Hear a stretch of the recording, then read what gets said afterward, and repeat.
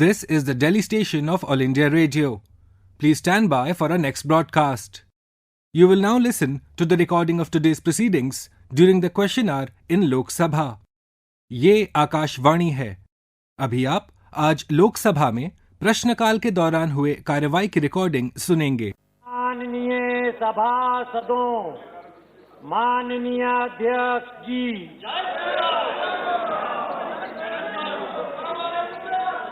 Question number 321 Shri Ashok Kumar Rawat. Question number 321 by Shri Ashok Kumar Rawat. Will the Minister of Health and Family Welfare be pleased to state A. Whether the government is aware of the increase in the number of kidney, heart and poverty-borne diseases along with diseases like hepatitis B, HIV and tuberculosis in the country. B. If so, the details thereof and the reasons therefore. And C. The steps, measures being taken by the government to provide timely medical facilities to the people suffering from the above diseases and prevent the spread of bacterial and viral diseases. Dr. Bharti Pawar, Minister of State for Health and Family Welfare. माननीय मंत्री जी, सभा पटल पर रख दिया है। Question number Ashok Kumar no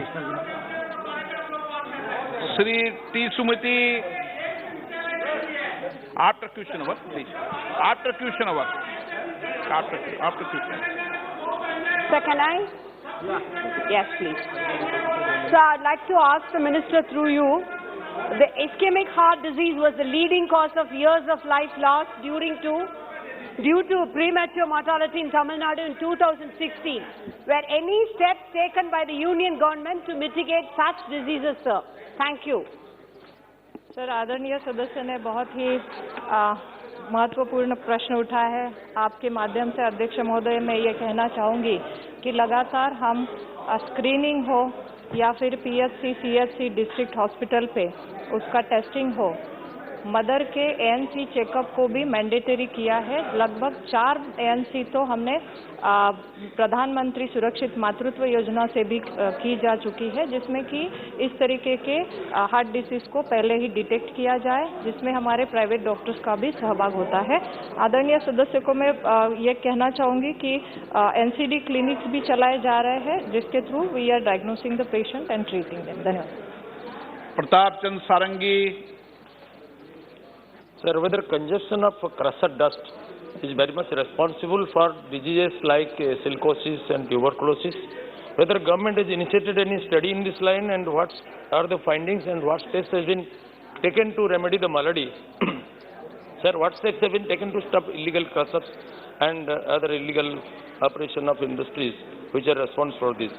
How to maintain the general immunity of common masses and how to control the air pollution, which is very much responsible for heart diseases, and the today's sound pollution is very much creating very much alarming situation, and what steps has been taken by the government to stop all this?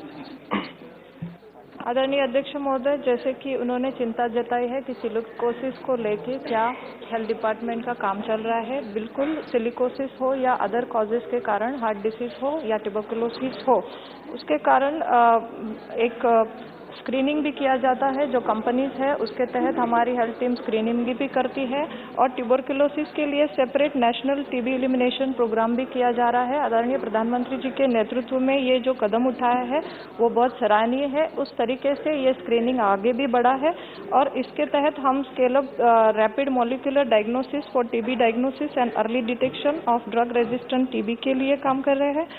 Decentralise screening and treatment services closer to the community की भी सुविधा दी गई है और drugs और उसके लिए गांव-गांव तक हमारी आशा बहनें ये सेवाएं भी प्रदान कर रही है। Shri Benny Behanan. Sir, the minister's reply is very good reply. I congratulate for the minister and the government of India supporting free cost to dialysis service. Sir, in many countries, these kidney patients and other patients include in the disability list. Whether the government of India includes the kidney patients and the heart patients in the disability list, so they will get so many other type of help, including their family members. Sir, ये question regarding आदरणीय अध्यक्ष महोदय, ये question regarding the dialysis centre के तहत है। Can you provide them, include them in the disability list, so they will get another assistance? Yes. The financial assistance and other assistance to from our family members also. Sir, ये प्रधानमंत्री national dialysis programme के तहत जो सेवा दी जा रही है for that kidney patient की डायलिसिस के लिए, ये आज हमने लगभग 1000 सेंटर्स खुले हैं जिसमें कि हमारे 7000 मशीन्स है। डायलिसिस सर्विसेज पेशेंट के लिए आज तक 13 लाख पेशेंट के लिए प्रोवाइड की है और लगभग 137 लाख हीमोडायलिसिस के सेशन हुए हैं।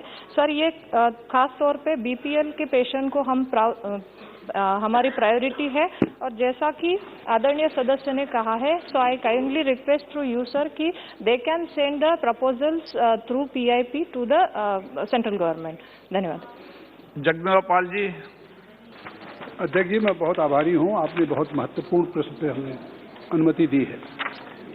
माननीय मंत्री जी ने अपने उत्तर में स्वीकार किया है कि WHO की जो रिपोर्ट है 2021 की टीबी के संबंध में, इसी तरह से विश्व स्वास्थ्य संगठन ने एक सर्वे किया है कि जो आर्सेनिक वाटर है कंटेमिनेटेड, जिसके कारण काफ़ी बीमारियां हो रही हैं, किडनी की, लंग्स की और यहाँ तक कि स्किन कैंसर भी हो रहा है। तो हमारे सिद्धार्थनगर, बहराइच, श्रावस्ती जो नेपाल की फुटहिल्स हैं, वहाँ के पानी में जो WHO की रिपोर्ट्स है और सर्वे के अनुसार, तो जो पूरे देश में भी इस तरह से अगर आर्सेनिक वाटर कंटेमिनेटेड है जिसके कारण बीमारियां बढ़ रही, उसके संबंध में क्या कोई अध्ययन भारत सरकार कराएगी या किया है? अगर किया है तो उस संबंध में फिर क्या उपाय या क्या फ्यूचर कोर्स ऑफ एक्शन सरकार तय कर रही है कि इस तरह से लोगों को शुद्ध वाटर मिले, जिससे कि जो जल जनित बीमारियां हैं वो जल जनित बीमारियों को रोका जा सके। माननीय अध्यक्ष महोदय, माननीय सदस्य ने बहुत महत्वपूर्ण प्रश्न रेज किया है। ट्यूबरक्लोसिस और पानी से होने वाले रोग दोनों अलग अलग होते हैं, लेकिन मैं पहले ट्यूबरक्लोसिस के संदर्भ में बता दूं माननीय अध्यक्ष महोदय, देश में 21 से 25 लाख ट्यूबरक्लोसिस के केस प्रतिवर्ष आते हैं और उसमें से 4 लाख लोगों की मृत्यु हो जाती है।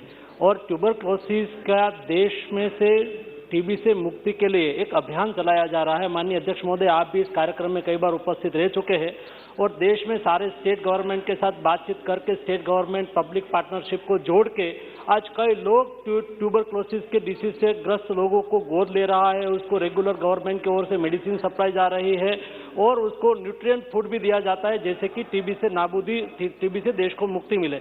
माननीय अध्यक्ष महोदय, हमने माननीय प्रधानमंत्री जी ने हमें मंत्र दिया है कि 2025 तक हमें देश में से टीबी मुक्त करना, इस दिशा में मुहिम चल रही है और हम उसमें सक्सेस सर की ओर आगे बढ़ रहे हैं। दूसरा, माननीय सदस्य ने प्रश्न उठाया है कि पानी की वजह से कई डिसीज फैलते, बात सही है। हर देश के नागरिक को अच्छा पानी मिले, इसलिए हर घर नल की योजना चलाई जा रही है, जैसे उसको नल पे पानी मिले, शुद्ध पानी मिले और शुद्ध पानी मिलने से भी कई रोग नाबूद हो सकते हैं, बात सही है और इस दिशा में हम गति से काम कर रहे हैं। Question number 322. Question number 322 by Shri Thiru Navukarasar, SU. Will the Minister of External Affairs be pleased to state A. Whether the government is aware of the increasing incidents of Indian fishermen being apprehended and their fishing vessels being seized by the Pakistan authorities during the last few years? B. If so, the details thereof and the number of Indian fishermen, particularly the fishermen from Tamil Nadu in captivity during the last 3 years, year-wise and till date, along with the losses incurred to the fishermen as a result thereof. C. Whether any steps are being taken by the government to get the release of the captured Indian fishermen and their fishing boats' vessels and provide any financial assistance for the losses incurred to them. D. If so, the details thereof. And E. If not, the reasons therefore. Shri V. Muralidharan, Minister of State for External Affairs. माननीय मंत्री जी, answer is laid on the table of the House. Sir, this harassment, chasing, killing, putting them in jail, it doesn't occur once in a way. So at least every month, 2-3 times, the Sri Lankan Navy is repeatedly harassing, doing a lot of atrocities against our Tamil fishermen. So last 3 years alone, in 2020, 74 fishermen were arrested and jailed. In 21, 143 fishermen were arrested. This year in 22, so far 88 people have been arrested. Even 2 days back, 2 days before, 16 fishermen from Rameswaram area have been arrested. So fishermen from Nagapattinam, Kotepattinam, Jagadapattinam, Pamban, Rameswaram, the entire coastal area, repeatedly they are arrested in jail. Question. Sir, their boats are damaged. Those days, earlier, few years back, they were warned, fishermen, sometimes if they cross the boundary, they are alert like that. But even if it is, some people cross the maritime boundary, they should be warned and sent back. Should not be fired and killed. And boats are damaged, nets are damaged, the catchment of fishes are carried away. So this should not happen, sir. Honorable member, I want to know, question. yes, sir, I want to know from the Honorable Minister, this should not happen again, sir. So what are the steps taken by the central government to stop these atrocities against Tamil fishermen? Sir, the government of Modi ji has always been making efforts for the safety and security of Indians wherever they are. And Indians abroad, whether they are fishermen, whether they are students, whether they are laborers, their safety and security has been of utmost importance. Very recently, we brought back 22,500 students from Ukraine in the war-torn area. And let me, so this is not a fishermen of Tamil Nadu who have been taken into custody by the Sri Lankan authorities.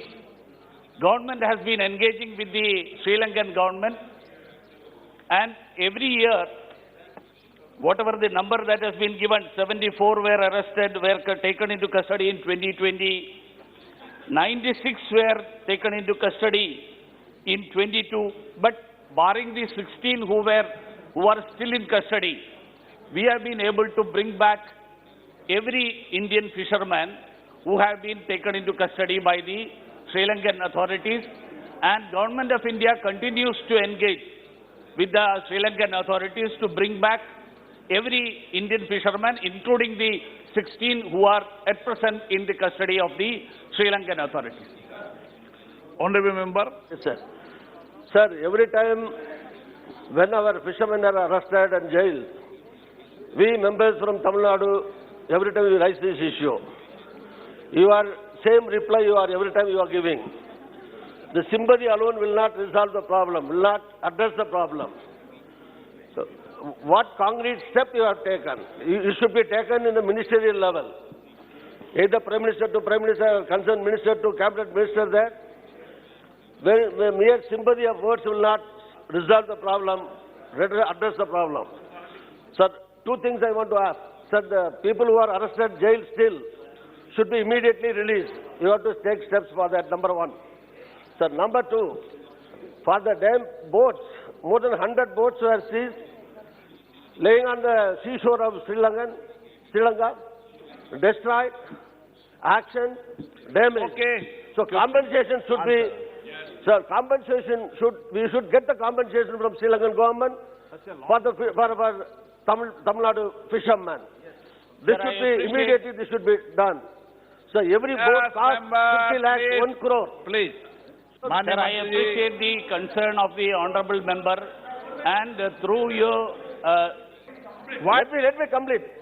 So, the boat costs 50 lakhs, 1 crore.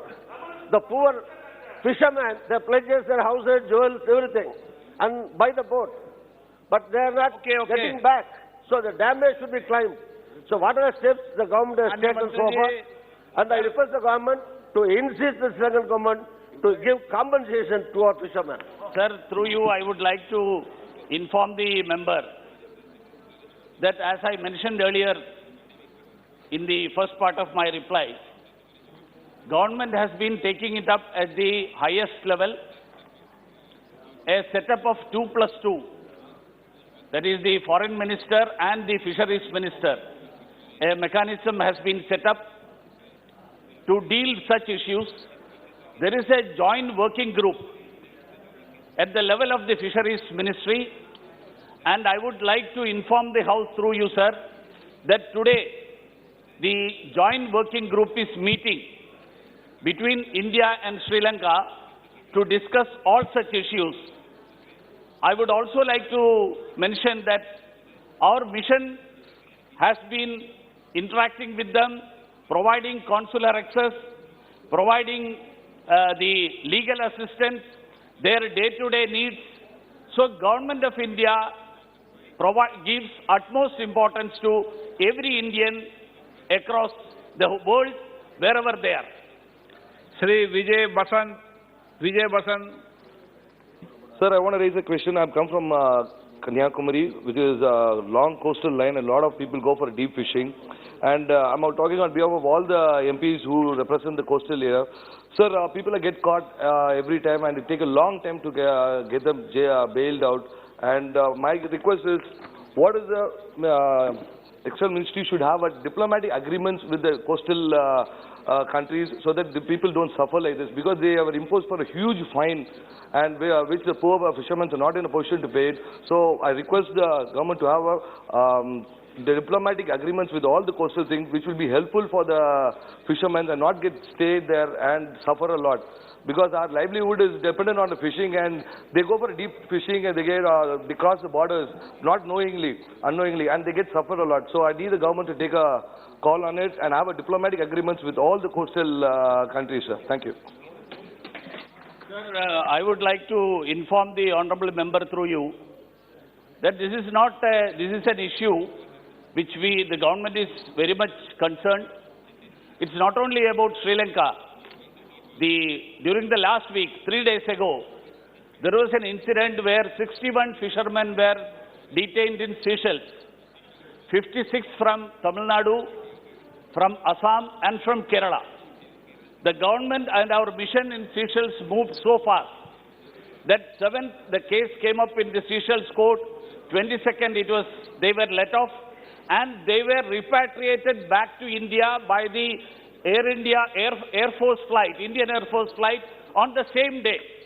So this shows the concern and the seriousness in which the government of India under the Prime Minister approaches such issues. So I would also like to mention that government is in consultation, government is in discussion on issues related to Indian labor, whether they are fishermen, whether they are in some other jobs, to enter into agreements, understandings with various countries, and definitely I would say that this issue, it continues to be of serious concern and of utmost importance. Honourable Speaker, sir, we used to have a rapid response diplomatic channel to intervene in such issues of our fishers. Now, most of the time, Ministry of External Affairs is not considering this issue. Our poor fishers running court case in foreign countries their own. Whether the Ministry of External Affairs will initiate a permanent diplomatic channel to deal with this issue. Yes. I would like to inform the honourable member through you that his doubt that the Indian missions are not taking serious attention. I would like to clarify on that. Sir, every time such an issue comes up, Indian fishermen and their fishing boats are apprehended. Immediate steps are taken by the Indian missions. First, their confirmation of their detention, then provision of consular access, their early release and repatriation, along with fishing boats. And during the consular access, mission provides articles of daily use to the prisoners and inquire about their health. So the diplomatic mechanism, our missions are empowered to take up those diplomatic efforts, to see that the Indian fishermen who are apprehended by various other countries wherever they by mistake cross over the maritime borders, but every effort is made to bring them back, and for that all diplomatic efforts are undertaken. Question number 323. Diya Kumari ji. Question number 323 by Ms. Diya Kumari. Will the Minister of Ayush be pleased to state A. The district-wise and place-wise details of Ayush health and wellness centers functioning in Rajasthan. B. Whether the government is considering to set up new Ayush health and wellness centers in the state. C. If so, the district and location-wise details thereof along with the current status of setting up of such centers. And D. The district-wise details of proposals received for setting up of such centers in Rajsamand, Nagaur, Pali and Ajmer districts during the last 3 years along with the plan of the government for setting up of the said centers. Dr. M. Mahendra Bhai, Minister of State for Ayush. आप सभा पटल पर रखा है। माननीय सदस्य। धन्यवाद अध्यक्ष महोदय। सबसे पहले तो मैं हमारे यशस्वी प्रधानमंत्री जी का और केंद्र सरकार का आभार व्यक्त करती हूं कि उन्होंने पिछले 7 वर्षों में देश में आयुर्वेद और योग के महत्व पर विशेष ध्यान दिया और पूरे देश में आयुष का विशाल इंफ्रास्ट्रक्चर खड़ा किया। मेरा माननीय मंत्री जी से प्रश्न है कि अभी हाल ही में वो मेरे लोकसभा क्षेत्र राजसमंद में एक कार्यक्रम में पधारे थे और उस कार्यक्रम में एक पत्र के माध्यम से मैंने उन्हें आग्रह किया था कि मेरे संसदीय क्षेत्र में आयुष वेलनेस सेंटर्स खुलवाने की बहुत बड़ी डिमांड है और उस पर ध्यान देके वहां पर आयुष वेलनेस सेंटर्स खुलवाए जाएं। तो मैं माननीय मंत्री जी से ये पूछना चाहूंगी कि इस पे अभी तक सरकार के द्वारा क्या कार्रवाई की गई। माननीय अध्यक्ष जी, आज हमारे साथी संसद सभ्य महोदय ने अपने संसदीय क्षेत्र के लोगों की सेहत अच्छी रहे उसके बारे में प्रश्न पूछा है, इसलिए मैं सबसे पहले तो उनको धन्यवाद देता हूं। वैसे भी जब इंसान बीमार होता है और पेशेंट बन जाता है तो उसके रिलेटिव की कंडीशन बहुत कम हो जाती है। तो इसलिए माननीय प्रधानमंत्री नरेंद्र भाई मोदी ने जैसे ही 2014 में अपना एज ए प्रधानमंत्री अपना कार्यभार संभाला, तुरंत ही उसने नेशनल आयुष मिशन घोषित किया। तो जैसे नेशनल आयुष मिशन में क्या पार्ट है, तो पहले तो आदमी बीमार ही ना पड़े, means prevention of the disease, promotion of the health. माननीय मंत्री जी, आप तो ये जवाब दो, सिस्टम क्या है? क्या राज्य सरकार प्रस्ताव भेजती है? कैसे वेलनेस सेंटर बता दो उनको। उसमें क्या है कि जो राज्य सरकार प्रस्ताव हमको भेजती है उसके बाद उसका जो स्टेट एनुअल एक्शन प्लान होता है, तो स्टेट एनुअल एक्शन प्लान से हमारी मिनिस्ट्री में प्रपोजल आती है। उसके बाद हम विचारणा करके उसको एग्जामिन करके हम आयुष और हेल्थ एंड वेलनेस सेंटर देते हैं। तो मैं जब नाथ द्वारा गया था तो उन लोगों ने गिने चुने ही health and wellness centre demand किया था, लेकिन प्रधानमंत्री जी के आगेवानी में हमारी मिनिस्ट्री ने राजस्थान को कुल हम 12,500 हेल्थ एंड वेलनेस सेंटर दे रहे, उसमें राजस्थान को 1,000 हेल्थ एंड वेलनेस सेंटर हम दे रहे हैं, जो बहुत ही अच्छा राजस्थान के लोगों की सेहत के लिए अच्छा रहेगा। उसमें उसके जो राजस्थान डिस्ट्रिक्ट है उसमें हमने नेशनल आयुष मिशन के अंतर्गत सरकार द्वारा राज्य वार्षिक कार्य योजना के माध्यम से प्रेषित प्रस्ताव के आधार पर आयुष मंत्रालय द्वारा राजस्थान जिले में कुल 26 Ayush health and wellness centre की स्थापना हेतु स्वीकृति प्रदान की गई है। प्रदेश सरकार द्वारा प्रेषित सूचना के अनुसार राजस्थान जिले में 14 Ayush health and wellness centre प्रगतिशील श्रेणी के तरह कार्यात्मक है।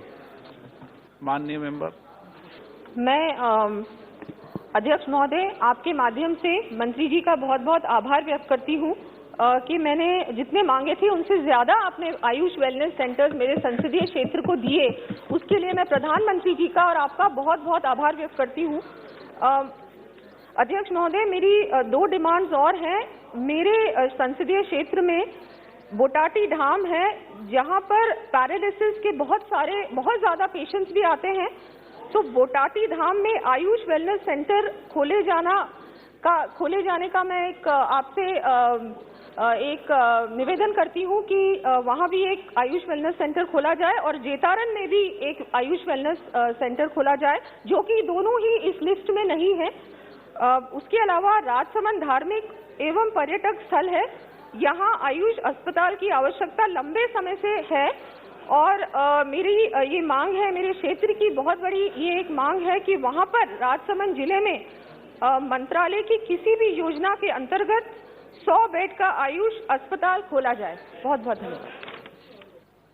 माननीय अध्यक्ष जी, राष्ट्रीय आयुष मिशन के अंतर्गत बुटाटी धाम और जैतारण में Ayush health and wellness centre की स्थापना हेतु प्रदेश सरकार राज्य वार्षिक कार्य योजना के माध्यम से उचित प्रस्ताव गाइडलाइन के अनुसार आयुष मंत्रालय को अनुमोदन हेतु प्रेषित कर सकती है और इसको हम एग्जामिन करेंगे।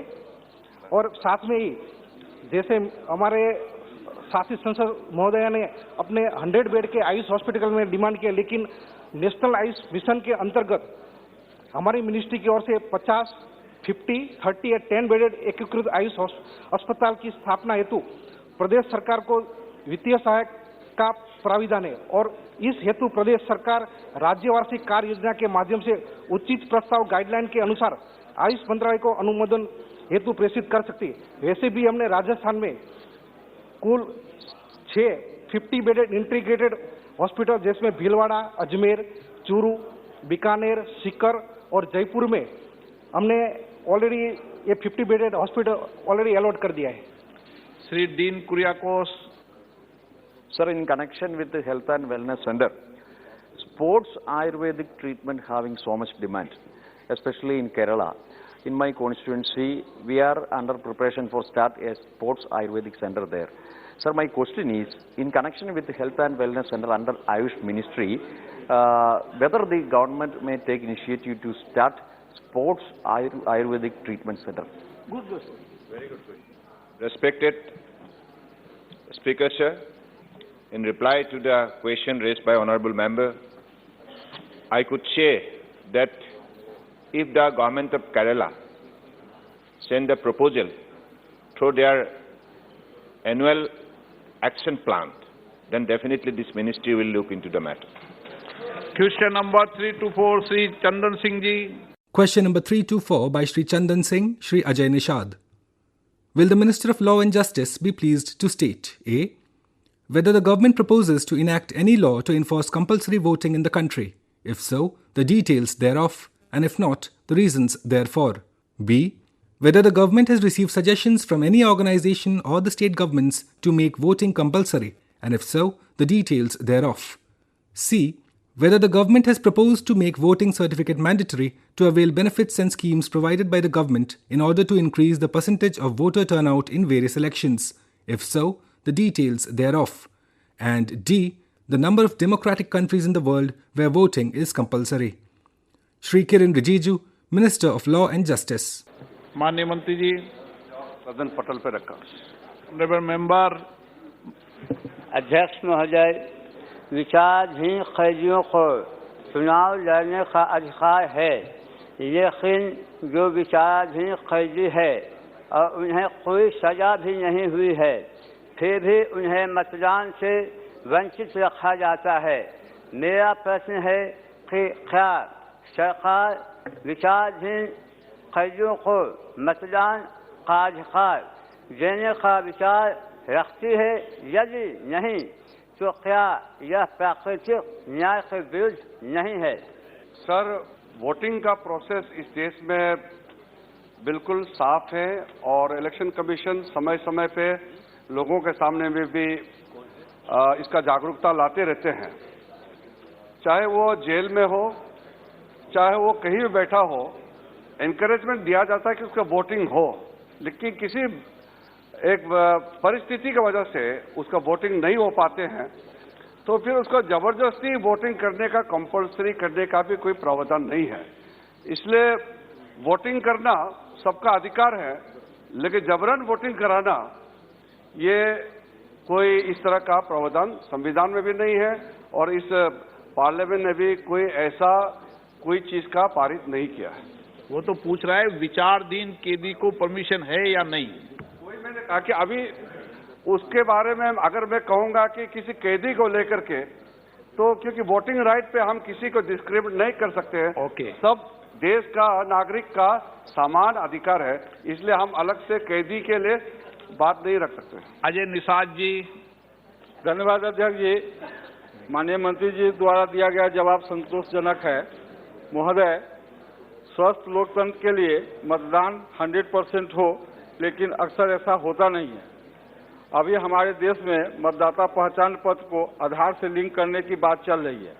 अगर ऐसा होता है तो कम से कम फर्जी मतदान की समस्या से निजात मिलेगा।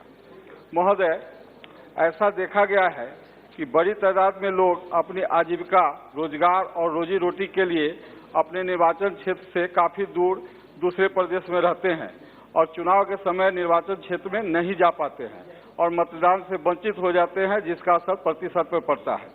मेरा प्रश्न माननीय मंत्री जी से है, क्या जिस प्रकार one nation one ration card की योजना लाई गई है, क्या उसी प्रकार one nation one voter I card का योजना लाने का सरकार विचार कर रही है क्या?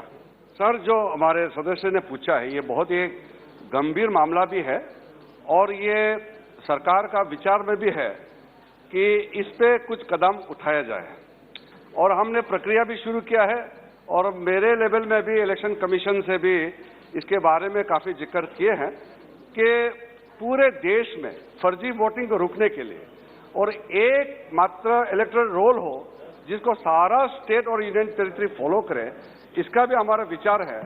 तो इसके लिए, क्योंकि हम चाहते हैं कि ज्यादा से ज्यादा लोग वोटिंग करें लेकिन फर्जी वोटिंग से रुके, इसलिए जो पिछले इलेक्टोरल रिफॉर्म्स हम लाए थे उसमें हमने एक इलेक्टोरल रोल को आधार के साथ लिंक करने का प्रावधान भी उसमें रखा है। अभी वो कंपलसरी नहीं है, वॉलंटरी है, लेकिन इससे जो डबल नाम होते हैं, फर्जी वोटिंग होते हैं, जो बोगस वोटिंग होते हैं, उसमें भी रुकने का बड़ा इसमें कामयाब होने का संभावनाएं है। और भी आगे इलेक्टोरल रिफॉर्म्स के लिए जो भी जरूरत कदम है हम उठाएंगे और हमारे सरकार के सोच में है कि one nation one voter list हो, ये हमारा सोच है और साथ साथ में एक क्लीन इलेक्टोरल वोटिंग सिस्टम हो, ये भी हमारा सोच है। राजीव रंजन सिंह जी। धन्यवाद माननीय अध्यक्ष महोदय जी। माननीय मंत्री जी ने माननीय सदस्य के मूल प्रश्न के उत्तर में जो उत्तर दिया कि चाहे जेल में हो या जेल के बाहर हो, उसको वोटिंग करने का अधिकार है, जो मेरी समझ से तथ्यों से परे है। इसलिए कि कोई भी व्यक्ति जब जुडिशियल कस्टडी में चला जाता है तो उसका फंडामेंटल राइट सीज हो जाता है और वोटिंग जो है वो फंडामेंटल राइट है। तो इसलिए हम माननीय मंत्री जी को ये आग्रह करना चाहते हैं कि इस तरह के जब सेंसिटिव प्रश्न हो तो उस पर सेंसिटिव उत्तर देना चाहिए, ये मेरा आग्रह है। तो सलाह आपकी। नहीं सर, ये देखिए जुडिशियल का जो प्रोविजन है, अगर कोर्ट से परमिशन लाते हैं, इस पे हम कैसे यहाँ टिप्पणी कर सकते हैं? हम तो ये कहेंगे कि हमारे लिए सारा नागरिक समान है, लेकिन अगर जेल में है, जुडिशियल कस्टडी में है, तो इसको आप भी नहीं कह सकते। मैं लॉ मिनिस्टर हूं, लेकिन मैं ये नहीं कह सकता हूं कि इसका वोटिंग राइट सीज हो गया है। जो कोर्ट का अधीन में चले जाते हैं और जुडिशियरी प्रोसेस में जब आ जाते हैं तो उस पर हम टिप्पणी नहीं कर सकते। चुनाव भी जीतते हैं तो आप उसको क्या कहेंगे? के Muraleedharan Before to the central government that the voting right should be given by the Pravasi Indians. Sir, in the state of Kerala, most of the Keralites are working in Gulf countries. In the election time, they are not in a position to come back and cast their vote. So I request the Honourable Minister whether the government should consider Pravasi voting right. Yes, sir, this is a very positive suggestion. And I have already told Election Commission also that we will make provisions and give us proper suggestions how we will allow our people who are staying outside and working to be given an opportunity to vote. And we are also thinking that online voting system, how it can be encouraged, how it can be done. But before declaring anything, before doing or making any declaration, we have to ensure the safety, the transparency, and also to protect it from any malpractices or misuse.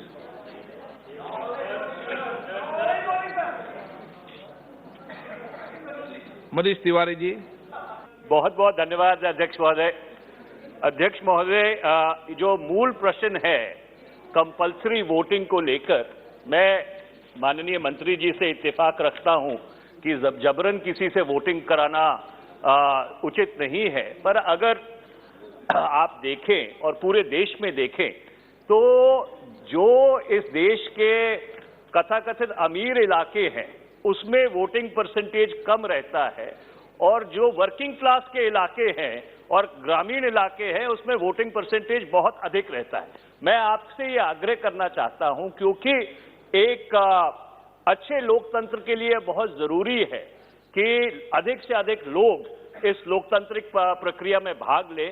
तो इस सदन में अगर आप एक चर्चा कराएं कि किस तरह से ये जो वोटिंग परसेंटेज है इसको बढ़ाया जा सके, जिससे कि हमारा लोकतंत्र और मजबूत हो। और मेरा सवाल मंत्री जी से एक है, अध्यक्ष जी आपके माध्यम से सवाल ये है मंत्री जी कि does the source code of the electronic voting machines, does it vest in the election commission of India or does it waste in the companies which are manufacturing the EVMs?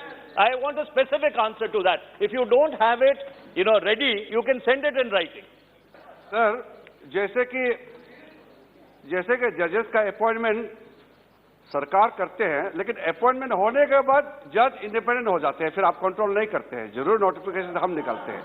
वैसे ही कंपनी अगर machine बनाते हैं और वो election commission को दे देते हैं, उसके बाद कंपनी कैसे कंट्रोल करेगा इलेक्शन मशीन को? वो ईवीएम से इलेक्शन कमीशन के अधीन हो जाते हैं।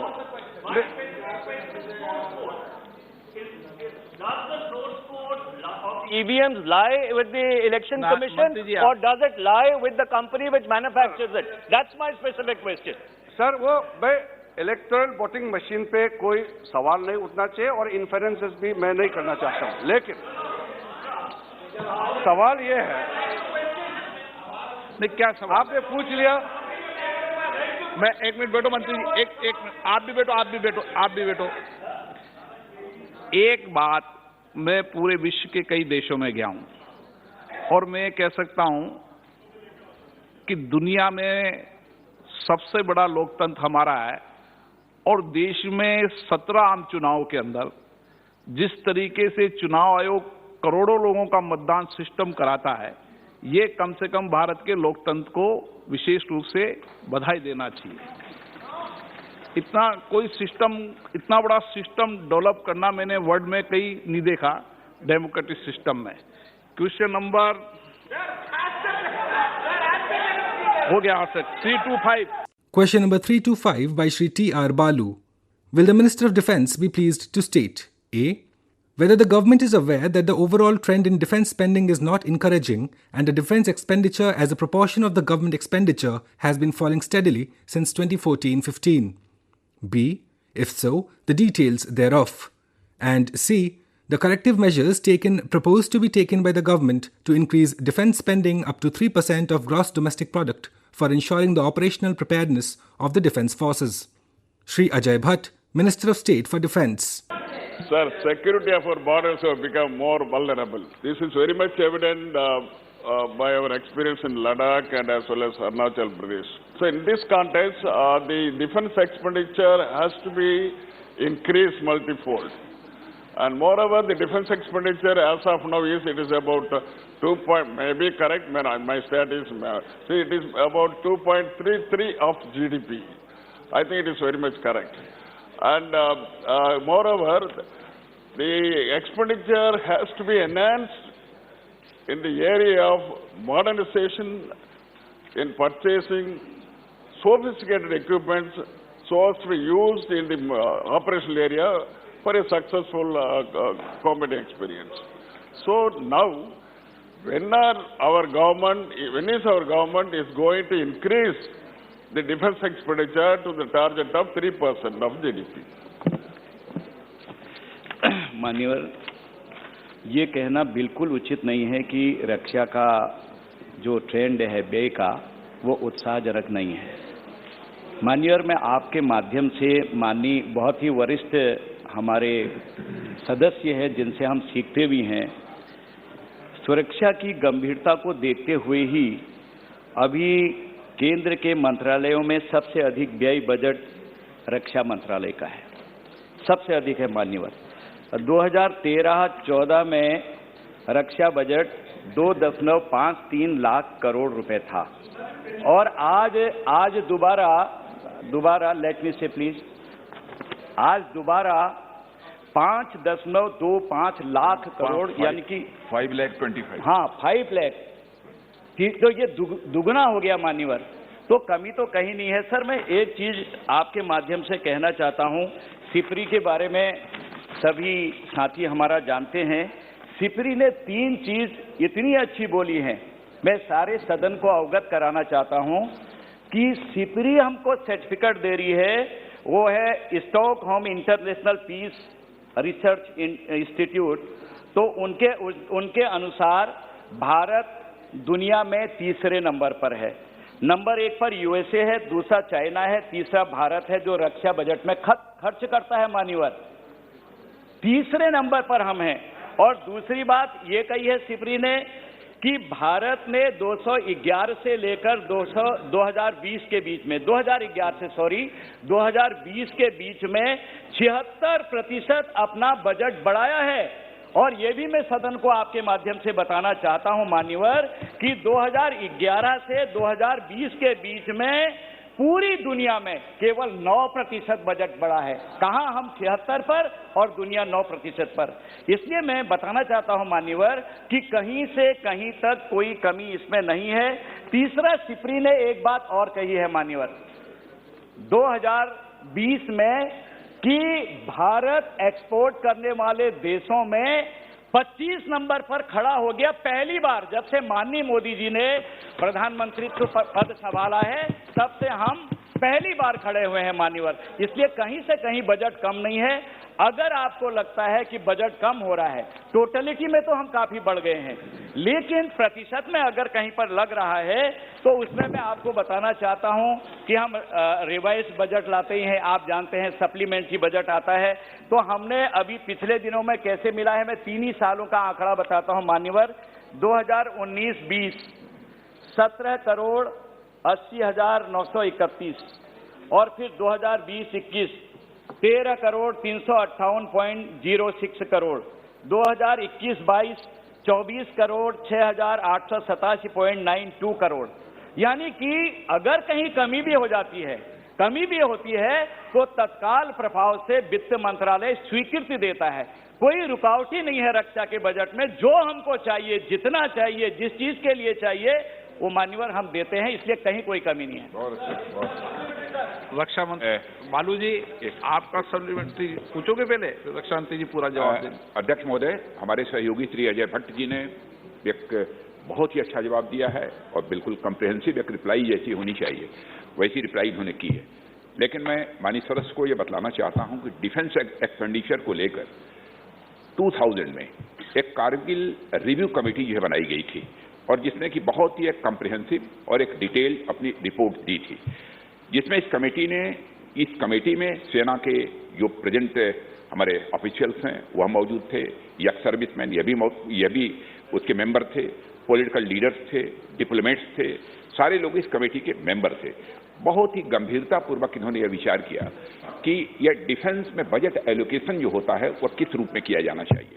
उस समय भी कुछ लोगों के द्वारा मांग की गई थी कि जीडीपी का सर्टेन रेशियो होना चाहिए। लेकिन इस कारगिल रिव्यू कमेटी ने जो अपनी रिकमेंडेशन दी है, मैं माननीय सदस्य को बतलाना चाहता हूं कि इस कमेटी ने कहा कि डिफेंस के लिए जीडीपी के किसी फिक्स परसेंटेज के एलोकेशन की जरूरत नहीं है। यानी इस जीडीपी के किसी फिक्स परसेंटेज के एलोकेशन की रिकमेंडेशन इस कारगिल रिव्यू कमेटी ने नहीं की थी उस समय भी। और साथ ही यह कारगिल रिव्यू कमेटी ने यह भी कहा था कि हमें देखना चाहिए कि डिफेंस पर हुए हर 1 रुपये का खर्च हमें खर्च हुए हर रुपये पर कि हमको एक मैक्सिमम वैल्यू मिले। यह बात कारगिल रिव्यू कमेटी ने कही थी। और इसके लिए हमें अपने खर्च को प्रायोरिटाइज करना होगा, फोर्सेस को रिस्ट्रक्चर करना होगा और डिफेंस प्रोडक्शन में इफिशिएंसी हमको लानी पड़ेगी। यह कारगिल रिव्यू कमेटी की रिकमेंडेशन थी। और उस रिकमेंडेशन में जो कुछ भी कहा है कि फोर्सेस को रिस्ट्रक्चर करने की बात, डिफेंस प्रोडक्शन में इफिशिएंसी लाने की बात, वह सब हमारी गवर्नमेंट इस समय हमारा मंत्रालय कर रहा है। यार बालू जी।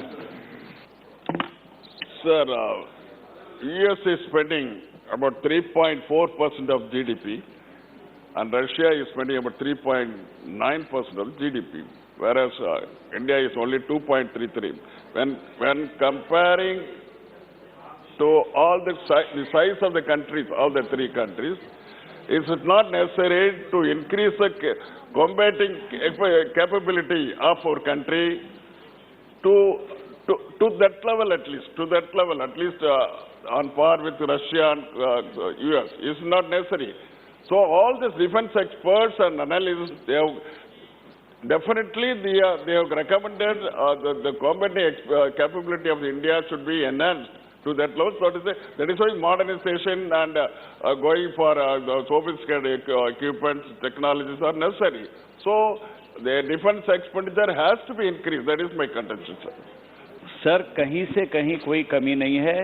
देश की सीमाएं चाक चौबंद हैं और जैसा कि अभी लेह लद्दाख की बात आई थी कि कमजोर है, कहीं पर है, कहीं नहीं है। आज हमारे जवानों का मनोबल बहुत ऊंचा उठा है। माननीय नरेंद्र मोदी जी के नेतृत्व में पूरी तरह से देश सुरक्षित है, कहीं से कहीं तक नहीं है। और सेना का आधुनिकीकरण हम कर ही रहे हैं। हमने 2013-14 से 22-23 तक इसमें किए जा रहे व्यय में 76% की बढ़ोतरी करी है। 76% की बढ़ोतरी कोई कम बढ़ोतरी नहीं है मान्यवर। और पहले ही मैं कह चुका हूं कि जो दुनिया 9% खर्च कर रही है और हमने उसमें 76% खर्च किया है, दुनिया के सामने रिकॉर्ड है। इसलिए कहीं से कहीं जो चिंता आपकी है वो चिंता हमारी है, लेकिन चिंता का निराकरण माननीय प्रधानमंत्री जी ने देन एंड देयर कहा गया है कि जो जैसे है जहां पर हैं वहां पर आप अपने स्वविवेक से निर्णय लीजिए। गलवान आपने देख लिया है, कई घटनाएं आपने देख ली हैं, जो भी हमारी स्ट्राइक से हुई हैं आपने उनको देखा है, चाहे सर्जिकल स्ट्राइक से हो, कुछ और भी हो। तो इसलिए आज दुनिया हमारा लोहा मानती है और आप देख रहे हैं आज जगह जगह कहीं भी कुछ होता है तो प्रधानमंत्री जी की तरफ दुनिया की नजर जाती है। इसलिए कहीं कोई कमजोरी नहीं है। मैं आपको आश्वस्त करता हूं, पूरे सदन को आश्वस्त करता हूं। Sir, in the reply, there is talking about expenditure. The MOD and all our scientists have done wonderful work in the defense, especially our PSUs and the scientists. Especially BrahMos is one of the finest examples which makes all of India proud, sir. I would just like to ask that during this tenure, there's a lot of discussion about strategic partnerships. And in Atmanirbhar Bharat, which is a wonderful scheme, I don't think anybody would object to it. A lot of Indian companies have shown a lot of interest in this strategic partnership. To give a small example is Baba Kalyani's company, which also has a big presence in my constituency. But somehow we still are depending on foreign partners and not on Indian indigenous production. So what more will government do to help such good strategic partners who are Atmanirbhar in India and are waiting for the honorable government and the ministry for orders? So if you could kindly say something and for encouragement. Thank you. माननीय अध्यक्ष महोदय, समझा दो आज माननीय सदस्य को मैं बताना चाहता हूं कि जो हमारा जो कैपिटल बजट है उसमें हम लोगों ने निर्धारित कर दिया है कि उसका 68% जो है केवल डोमेस्टिक प्रोडक्शन पर खर्च किया जाएगा। यह फैसला हमारी सरकार ने किया है और जो रेस्ट अमाउंट जो बचता है उससे आवश्यकता पड़ी तो एक्सपोर्ट करेंगे।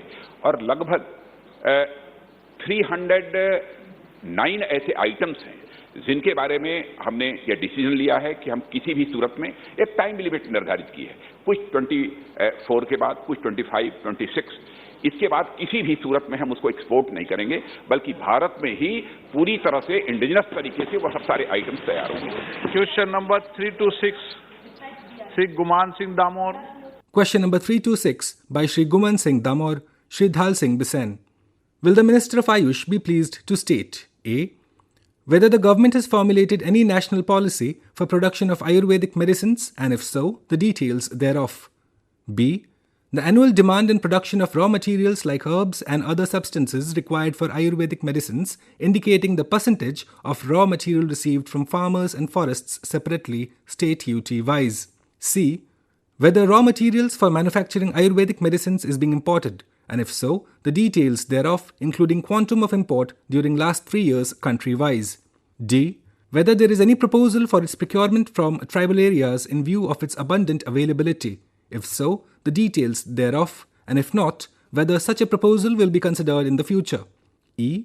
Whether the government has any policy to procure these ingredients from farmers with a view to doubling their income. And F. If so, whether the government has entered into any agreement, understanding with the farmers organizations, and if so, the details thereof. Shri Sarbananda Sonowal, Minister of Ayush. जवाब सभा पटल पर रखा sir. अध्यक्ष महोदय, धन्यवाद। हमारे देश के यशस्वी प्रधानमंत्री परम आदरणीय नरेंद्र मोदी जी के नेतृत्व में आयुष मंत्रालय नित्य नई ऊंचाइयां प्राप्त कर रहा है और हमको इसका लाभ कोरोना काल में मिला है। मैं आपके माध्यम से आयुष मंत्रालय का भी धन्यवाद ज्ञापित करता हूं कि उन्होंने बहुत अच्छा जवाब दिया।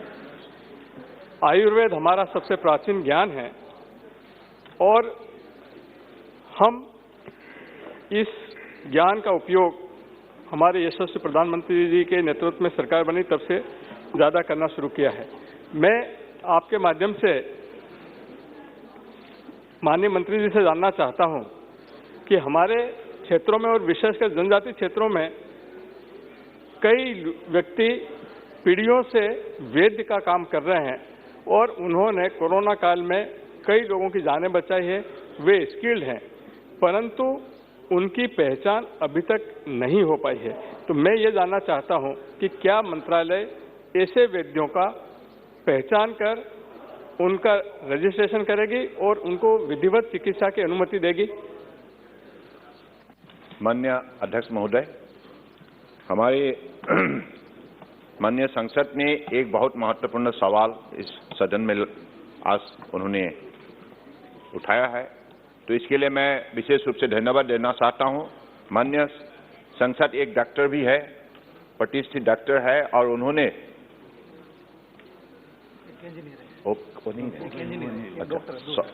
दो है ना, सॉरी मैं क्योंकि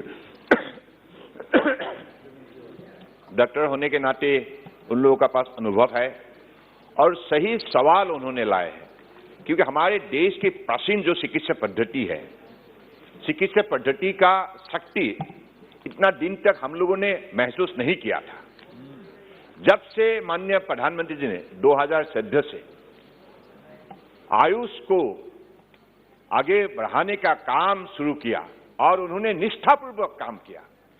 सिर्फ एक दिन में एक स्कीम अनाउंस किया, उसका बाद छोड़ दिया, ऐसा नहीं, निरंतर कोशिश जारी रखा, जिसके वजह से आज आयुष ने सिर्फ देश के अंदर नहीं, दुनिया में अपना पहचान बनाने में सफलता प्राप्त की है।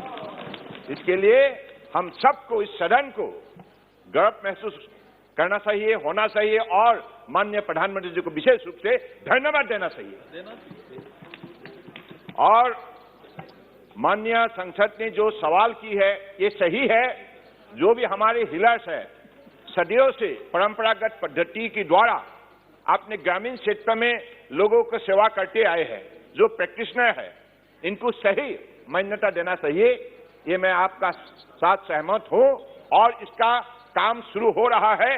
हर प्रदेश को ऐसे ही कहा गया है कि आप अपने ग्रामीण क्षेत्र में बसे हुए, जिसको आज तक स्वीकृति नहीं मिला है, लेकिन उन्होंने देर रात को भी कोई फैमिली का कोई संकट होता है स्वास्थ्य का, तो प्राचीन पद्धति के जरिए उस फैमिली को राहत देते हैं, तो उनका निश्चित रूप से सूची तैयार हो जाना चाहिए। मैं आपका सहमत हूं।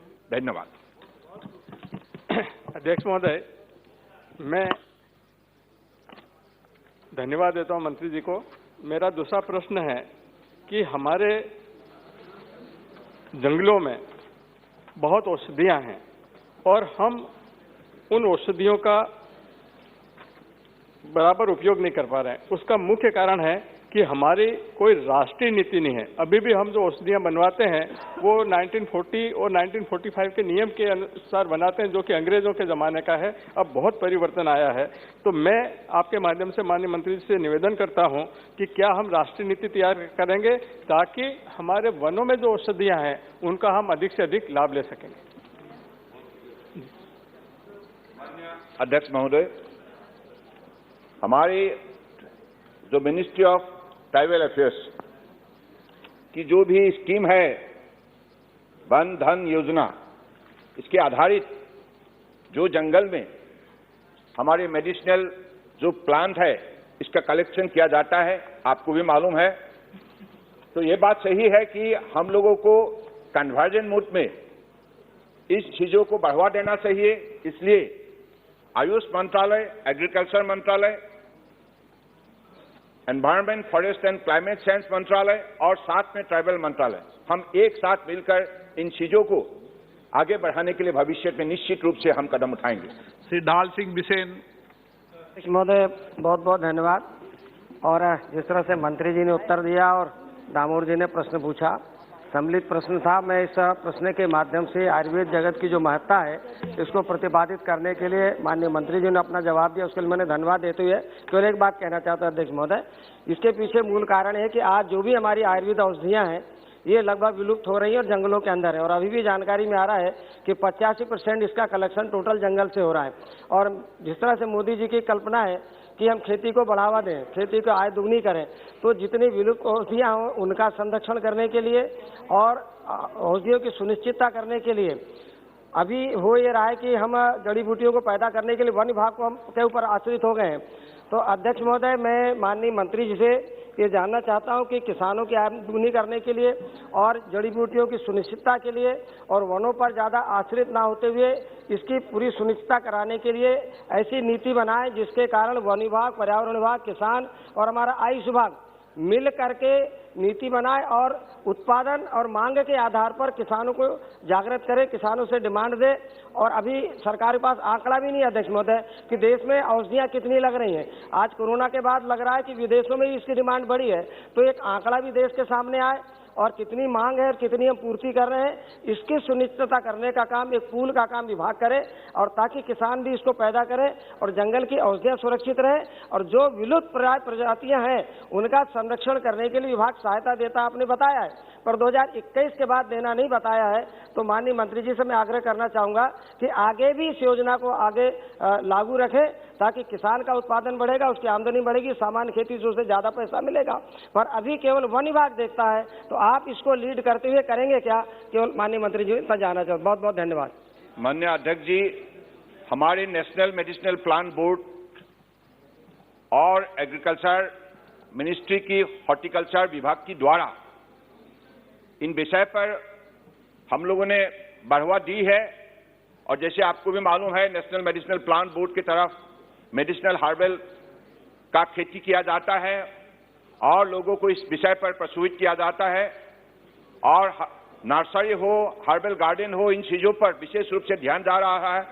मुझे लगता है कि अगले दिनों में आपकी जो सवाल है, आपके मन में जो शंका है, ये आपने सही कहा है कि हमारे कुल मिलाकर देश के अंदर जितना भी मेडिसिनल प्लांट स्पीशीज है, इनका सही सूची प्रस्तुत होना चाहिए, बनना चाहिए, ताकि हमारे शक्ति को हमें खुद समझ में आए। तो मुझे लगता है कि अपने विभाग की द्वारा जो भी हम लोगों ने अब तक कदम उठाया है, कुल मिला के 242 यानी कि 242 हम ऐसे मेडिसिनल स्पीशीज को विशेष रूप से हमें आगे बढ़ाया है, जिसका आज market more than 100 metric ton का उसका वैल्यू है। तो मुझे लगता है कि कुल मिला के अगले दिनों में आपके सुझाव के मुताबिक हम निश्चित रूप से अगर कहीं और भी करना बाकी है, इन चीजों को हम विशेष रूप से मान्यता देंगे। Ramya Haridas. Whether the government has any plan to open exclusive specialized Ayurvedic hospital and research center under Ayush Ministry, just like that AIIMS in the state level. Thank you, sir. As you know, we have Center of Excellence in the sector of Ayush. Many important institutions, right from All India Institute of Ayurveda Sciences from Delhi to the different parts of the country. But in the near future, growing the demanding situation, definitely we'll put a thought into it, and as per the proposal sent by the respective state government and in consultation with state government, definitely in the near future we'll examine your proposal. Thank you. Question number 327, Sri T.R.V.S. Ramesh. Question number 327 by Sri T.R.V.S. Ramesh. Will the Minister of Health and Family Welfare be pleased to state: A. whether the government has noted a decrease in the number of people taking the first dose of COVID-19 vaccination in the last few weeks, and if so, the details thereof. B. Whether the government is on course to achieve the target to fully inoculate all adults by the year end. C. If so, the details thereof. And D. If not, the steps taken to promote and facilitate vaccination of the remaining population. Dr. Mansukh Mandaviya, Minister of Health and Family Welfare. माननीय मंत्री जी। धन्यवाद अध्यक्ष महोदय। मैं संक्षेप में पूछूंगा sir, दिसंबर महीने में आपकी अनुमति से कोविड पे यहाँ पे चर्चा हुई थी। उस चर्चा में मैंने भी भाग लिया और उस समय मैंने मंत्री जी से पूछा कि जो कोविशील्ड जो वैक्सीन है उसमें फर्स्ट डोज और सेकेंड डोज के बीच में जो गैप है उस गैप को वो क्यों कम नहीं करते। उस समय कोई उत्तर नहीं आया है, लेकिन आज सूत्रों से पता चल रहा है कि सरकार इस नज़र में सोच रही है। तो मेरी दोबारा मांग रहेगी कि ये सरकार आज मंत्री स्पष्ट करे, क्योंकि दिसंबर महीने में हमने जब चर्चा हुई उस समय पूछा बूस्टर डोज के बारे में, उस समय पूछा 18 साल से कम आयु के वैक्सीन के बारे में, पर मंत्री महोदय से उस समय कोई उत्तर नहीं आया और 2 हफ्ते बाद सरकार ने नीति निकाली। तो मैं चाहूंगा कि मंत्री महोदय पार्लियामेंट में ये सबके सामने स्पष्ट करे कि कोविशील्ड के जो पहले और दूसरे वैक्सीन पे जो गैप है उस गैप को कम करने के लिए अपने सरकार की क्या नीति रहेगी। माननीय अध्यक्ष महोदय, माननीय सदस्य ने जो प्रश्न पूछा है, कभी जो भी इंफॉर्मेशन है और जब सदस्य ने पूछा है तो जो स्थिति है इस स्थिति के अनुसार हमने रिप्लाई दिया है। वैक्सीन कब देना, किसको देना, कितनी आयु को देना, वो निर्णय साइंटिफिक होता है, हम नहीं करते हैं, वो साइंटिफिक एक्सपर्ट कमेटी करते हैं। जब हमारी एक्सपर्ट कमेटी ने रिकमेंडेशन किया है उसके अनुसार हमने 18 एबव को वैक्सीनेशन के लिए अप्रूव किया था। उसके बाद कमेटी ने हमें रिकमेंडेड किया तो हमने 15 एबव को किया और आज 12 एबव देश के बच्चों को टीका लग रहा है और आने वाले दिनों में एक्सपर्ट कमेटी के सुझाव पर हम करेंगे। अभी आप आज लोकसभा में प्रश्नकाल के दौरान हुए कार्यवाही की रिकॉर्डिंग सुन रहे थे। You were listening to the recording of today's proceedings during the question hour in Lok Sabha. This broadcast came to you from the Delhi station of All India Radio.